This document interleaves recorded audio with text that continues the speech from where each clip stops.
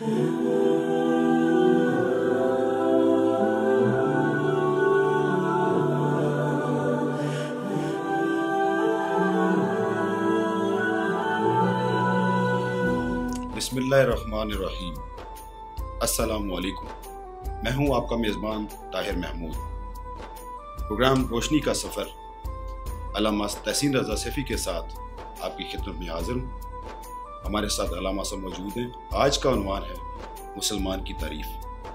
उम्मीद करता हूँ आपको ये प्रोग्राम पसंद आएगा। अस्सलाम वालेकुम अल्लामा साहब। वालेकुम अस्सलाम व रहमतुल्लाहि व बरकातुहू। बहुत शुक्रिया, आपने अपने इस खूबसूरत प्रोग्राम में अपना शरीक के सफ़र बनाया। जज़ाकल्लाह खैर।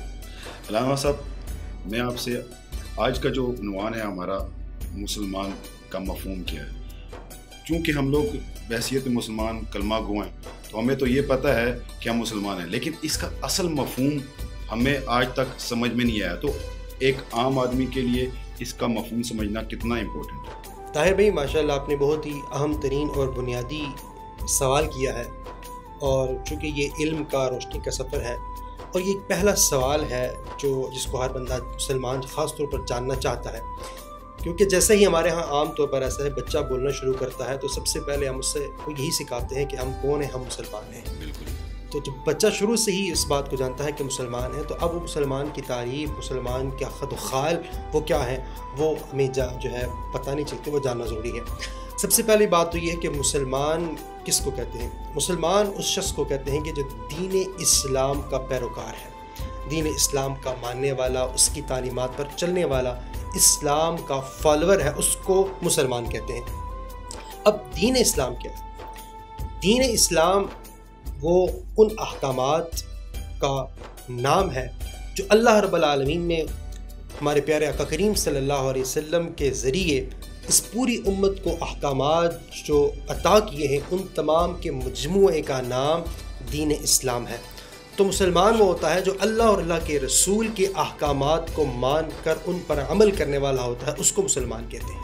जी, बहुत ज़बरदस्त आपने हमें इसकी हवाले से एक पूरी तारीफ़ बताई कि मुसलमान उसका मफ़हूम क्या है। मेरा अगला सवाल ये कि दीन इस्लाम की कौन सी बुनियादी चीज़ें हैं जिन पर अमल करना और उनको जानना मुसलमान के लिए ज़रूरी है। दीन इस्लाम जो एक आफाकी और एक मुकम्मल दीन है, इस दीन के दो बुनियादी शोबे हैं। एक इसका शोबा है, उसका ताल्लुक एतकाद, ईमानियात के साथ है, कि वो चीज़ें जिन पर एक बंदा मुसलमान का ईमान और यकीन होता है। ईमान उस यकीन को कहते हैं, वो यकीन मुहकम होता है, पक्का यकीन होता है, जिसको कोई ज़वाल नहीं हो सकता, वो किसी तरह मुतज़लज़ल नहीं हो सकता। वो 5 चीज़ें हैं जो शुबा ईमानियात एतकाद से ताल्लुक़ है। पहली चीज़ ये है कि ईमान बिल्लाह, अल्लाह रब्बुल आलमीन की ज़ात पर ईमान रखना। उसके बाद ईमान बिल रिसालत, हुज़ूर सल्लल्लाहु अलैहि वसल्लम और तमाम अंबिया कराम पर ईमान रखना। ईमान बिल कुतुब, अल्लाह रब्बुल आलमीन की तमाम आसमानी किताबें, कुरान करीम समेत तमाम पर ईमान रखना। ईमान बिल मलाइका, सारे फरिश्तों पर ईमान रखना। और ईमान बिल आखिरा। ये 5 वो बुनियादी चीज़ें हैं कि जिन पर जो ईमान का पहला हिस्सा, पहला सेक्शन है एतकादात का, उन पर हर मुसलमान का इन 5 चीज़ों पर ईमान एतकाद होना ज़रूरी है। और जो दूसरा हिस्सा है उसका ताल्लुक़ है आमाल के साथ। आमाल के अंदर भी जो बुनियादी चीज़ें हैं इस्लाम की, वो 5 चीज़ें हैं, बल्कि वो उनको अरकान इस्लाम कहा जाता है कि जिनको मुस्तफ़ा करीम अलैहिस्सलाम ने अपनी खूबसूरत हदीस मुबारका में बयान किया है। वो 5 चीज़ें हैं। पहली बात ये है कि शहादत अल्ला इलाहा इल्लल्लाह व अशहदु अन्ना मुहम्मद रसूलुल्लाह। पहला अमाल में से पहली बात ये, इस बात का ऐलान करना, गवाही देना, इक़रार करना, अपनी ज़ुबान से लोगों को बताना कि अल्लाह रब्बुल आलमीन को मैं एक खुदा मानता हूँ और मुस्तफ़ा करीम अलैहिस्सलाम की रिसालत की गवाही देता हूँ। पहला ये बुनियादी अमल है जो आपने अमाल की तरफ करना है, ज़ुबान से इस बात का इक़रार हो, गवाही देनी है। दूसरी चीज़ नमाज को, 5 वक्त की नमाज को अपनी औक़ात में तमाम शराइत के साथ अदा करना, ये दूसरा रुकन है। और तीसरा रुकन है रमज़ान मुबारक के सारे रोज़ों को रखना। और चौथा रुकन ज़कात की अदायगी है। और 5वीं जो चीज़ है वो हज बैतुल्लाह है। तो ये 5 चीज़ें ऐसी हैं कि जिनका ताल्लुक़ اعمال کے ساتھ ہے. 5 جو چیزیں ہیں جن کا تعلق اعتقاد کے ساتھ ہے، 5 کا تعلق اعمال کے ساتھ ہے. تو یہ 5 ساری چیزیں جب ملتی ہیں، ان چیزوں پر اعتقاد رکھ کے ان اعمال کا کرنا، یہ اسلام کی بنیاد ہے، اسلام کے لیے ضروری ہے. اور یہاں پر یہ اس کا حسن بیان کرنا چاہتا ہوں میں. دیکھیے کہ دین اسلام ایک آفاقی دین ہے. وہ ایسا دین ہے جو دین فطرت بھی ہے، وہ اللہ رب العالمین نے انسان کو عطا کیا ہے. اور یہ ایسا دین ہے جو ہر انسان کی فکری، ذہنی، عقلی، شعوری اور اس کی ظاہری، اس کی باطنی، اس کی سیاسی، اس کی اقتصادی، اس کی معاشی اور اس کی معاشرتی تمام ضرورتوں کو پورا کرتا ہے. اب آپ دیکھ لیجیے، پہلی بات ہم نے اعتقاد کی بات کی، یقین کی بات کی.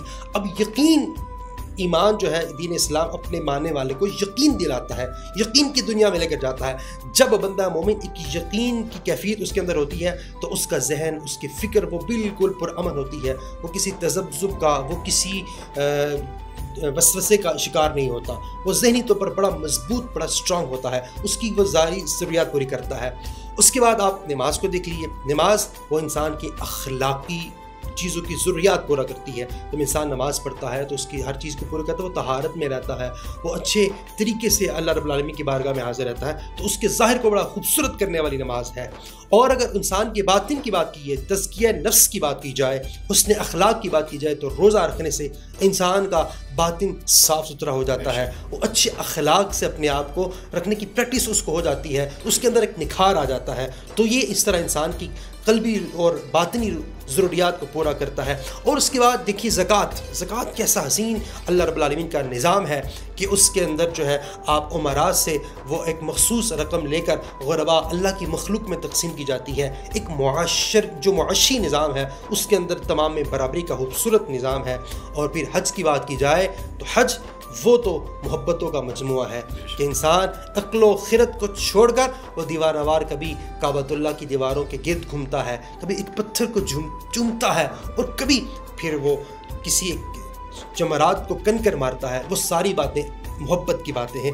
تو ایک انسان کو جتنی بھی اس کی ضروریات ہیں ان تمام کو ہر پہلو سے اس ضروریات کو پورا کرنے والا یہ دین اسلام ہے. اسی وجہ سے اس دین کو دین فطرت کہا جاتا ہے، جو فطرت کے تمام تقاضوں کو پورا کرنے والا ہے. ماشاءاللہ، بہت زبردست آپ نے ان سارے پہلوؤں پہ روشنی ڈالی اور اس مفصل ہمیں اس کی ترتیب بتائی. میرا ایک چھوٹا سا سوال یہ ہے کہ 5 ارکان ہیں، ان 5 ارکان میں کوئی ایک بھی مس کرتا ہو بحیثیت مسلمان، کیونکہ مسلمان پہ فرض ہیں، تو ایک مس، زیادہ تر یہ ہوتا ہے کہ ہم لوگ نماز میں کوتاہی کر جاتے ہیں، نماز کو مس کر دیتے ہیں. بعض کا تو روزوں میں بھی ایسا ہی ہوتا ہے، رمضان میں بھی ہم کچھ ایسی کر جاتے ہیں چیزیں. تو ایک بھی اگر مس ہو تو اس حوالے سے آپ کا کیا خیالات ہیں، کیا احکامات ہیں؟ دیکھیے جی، جو اعمال ہیں جو اللہ نے ہمیں کرنے کا حکم دیا ہے، تو جب بندہ کوئی چیز مس کرتا ہے تو وہی سمجھے کہ وہ نافرمانی کر رہا ہے. پھر اس کا متبادل پہلی بات تو یہ ہے وہ توبہ کرے، استغفار کرے اور اس کی قضا کرے، اس کو پورا کرے، تعداد پورا کرے. یہ اس کے لیے انتہائی لازم. بہت شکریہ علامہ صاحب، آپ نے آج ماشاءاللہ ایک مفصل ہمیں اس تمام ارکان کی اور مسلمان کی تاریخ بیان کی. امید کرتا ہوں آپ کو ہمارا یہ پروگرام پسند آئے گا.